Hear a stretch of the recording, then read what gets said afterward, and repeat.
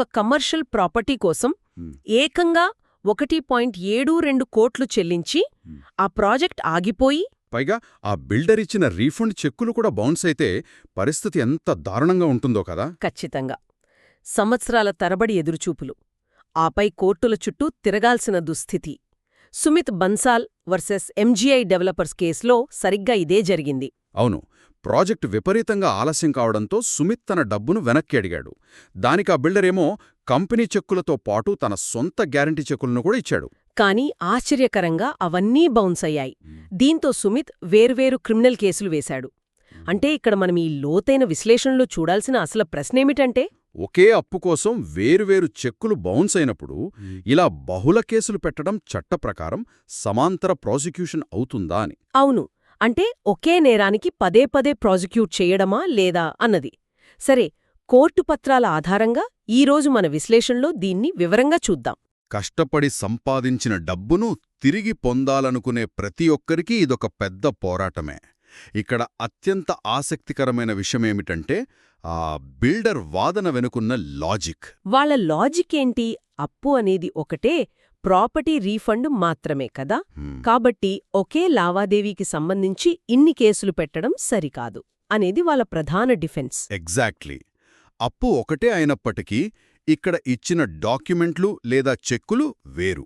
దీని వెనుకున్న చట్టాలను అర్థం చేసుకోవాలంటే నెగోషియబుల్ ఇన్స్ట్రుమెంట్స్ యాక్ట్లోని సెక్షన్లను కొంచెం లోతుగా చూడాలి.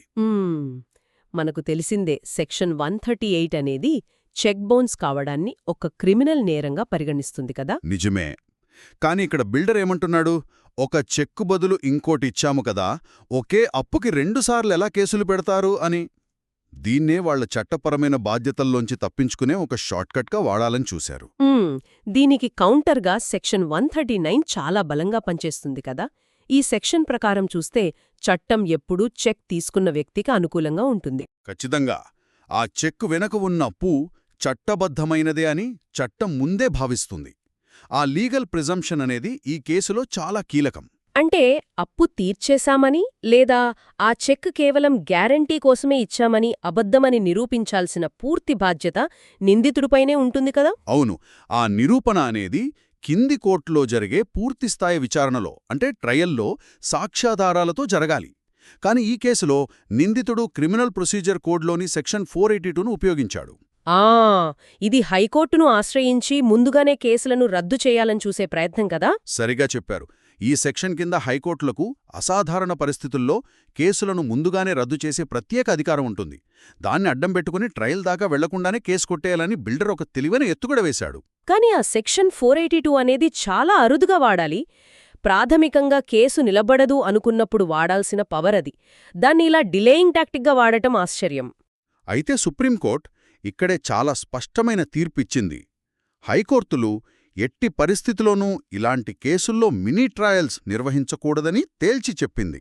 అంటే అప్పు చెల్లించారా లేదా, పాత చెక్కుకు బదులు కొత్త చెక్కిచ్చారా లాంటి వివాదాస్పద అంశాలను తేల్చాల్సింది ట్రయల్ కోర్టులేని స్పష్టం చేసింది. అవును, ఒకవేళ హైకోర్టులు కేవలం నిందితుడి మాట విని మినీ ట్రయల్స్ చేసి కేసులు కొట్టేస్తే సెక్షన్ 139 కల్పిస్తున్న రక్షణకు అసలు అర్థమే ఉండదు.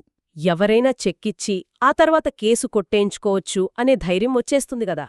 మరి దీనికి సుప్రీంకోర్టిచ్చిన ముగింపేమిటి?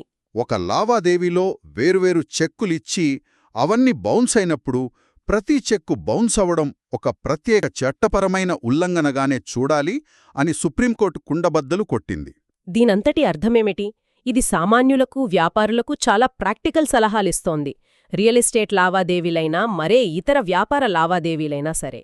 అవును, డబ్బు పూర్తిగా బ్యాంకు ఖాతాలో జమ అయ్యేంతవరకు ప్రత్యామ్నాయ గ్యారంటీ చెక్కులను ఎప్పుడూ తిరిగి ఇవ్వకూడదు. బహుళ చెక్కులు ఉన్నాయి అంటే బహుళ బాధ్యతలు ఉన్నట్లే అని ఈ కేసు స్పష్టం చేస్తోంది. లాయర్లకు, లా విద్యార్థులకు కూడా ఇందులో ఒక బలమైన వ్యూహాత్మక పాఠం ఉంది. వేరువేరు పత్రాలు వేరువేరు తేదీల్లో బౌన్స్ అయినప్పుడు ఒకే విషయంపై బహుళ కేసులు అనే డిఫెన్స్ కోర్టులో అస్సలు వర్కౌట్ అవ్వదు. హైకోర్టులు ట్రయల్ ప్రాసెస్ను షార్ట్ సర్క్యూట్ చేసి డిఫాల్టర్లను రక్షించలేవని ఈ తీర్పు రూఢి చేసింది. ఎవరూ ఇలాంటి సాంకేతిక కారణాలతో తప్పించుకోలేరు. నిజమే. ఈ తీర్పు చెక్కులు తీసుకునేవారి హక్కులను మరింత బలంగా కాపాడుతుంది. ఖచ్చితంగా. ముగించే ముందు ఒక ఆలోచన. ఇప్పుడు అంతా డిజిటల్ పేమెంట్స్ వైపు వేగంగా మారుతున్న ఈ కాలంలో ఒకే ఆర్థిక లావాదేవీకి సంబంధించి ఇలా వేర్వేరు భౌతిక పత్రాల ద్వారా నిందితుడిని పదే పదే విచారించడం భవిష్యత్లో మన న్యాయ వ్యవస్థపై ఎలాంటి భారాన్ని మోపుతుందో కదా. యూపీఐ, స్మార్ట్ కాంట్రాక్ట్స్ వస్తున్న ఈ రోజుల్లో భవిష్యత్తులో ఇలాంటి మల్టిపుల్ గ్యారంటీల చట్టాలు ఎలా మారబోతున్నాయనేది మనం మరింత లోతుగా ఆలోచించాల్సిన విషయం. ఇక్కడితో ఆపుదాం.